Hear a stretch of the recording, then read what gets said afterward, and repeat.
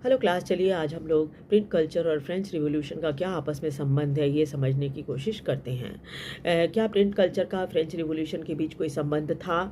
3 तरह की आर्गुमेंट दी गई है इसके लिए। पहला ये है कि प्रिंट ने उन बौद्धिक और दार्शनिक विचारों को लोकप्रिय बनाने में मदद की जो 18वीं शताब्दी में जो विचारक थे जाने जाते थे, जिनमें जॉन लॉक थे, वोल्टेयर थे, जीन जैक्स रूसो थे, मॉन्टेस्क्यू थे, एडम स्मिथ थे और इमैनुअल कांट थे।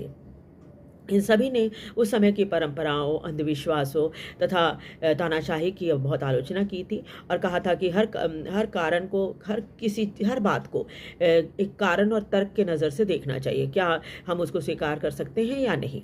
उन्होंने चर्च की पवित्रता पर भी सवाल उठाए थे और तानाशाही की ताकत की आलोचना की थी।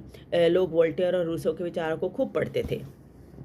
उनको पढ़कर अब हर चीज़ को नई नज़र से देखने लगे थे। वे तर्क, आलोचना और प्रश्न भी अब करने लगे थे। दूसरा था कि प्रिंट ने वाद विवाद और बातचीत को बढ़ावा दिया।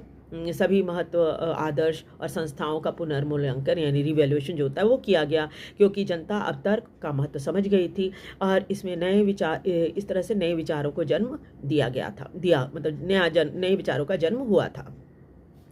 फिर तीसरा तर्क ये दिया जाता है कि 1780 आते आते कई तरह के साहित्य लिखे जाने लगे थे जिसमें राजतंत्र का मजाक उड़ाया गया था और उनकी नैतिकता की आलोचना की गई थी। कहा गया कि राजतंत्र मौज मस्ती में डूबा रहता है और साधारण जनता जो है अत्यंत कठिनाइयों का सामना कर रही है। इस तरह के साहित्य गुप्त रूप से छपते थे और सीक्रेट तरीके से बांटे भी जाते थे लोगों को, लोग उसको पढ़ते थे। इस तरह से क्या उनको पढ़कर वो राजतंत्र के विरोध में आ गए थे।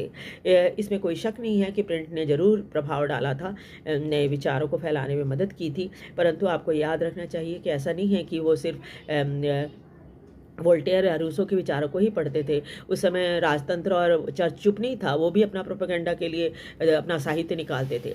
जनता दोनों को पढ़ती थी और पढ़ने के बाद उनको जो विचार स्वीकार्य लगता था, जो सही लगता था, उसको स्वीकार कर लेती थी और जो उनको लगता था कि नहीं ये सही नहीं है, उसको रिजेक्ट कर देती थी।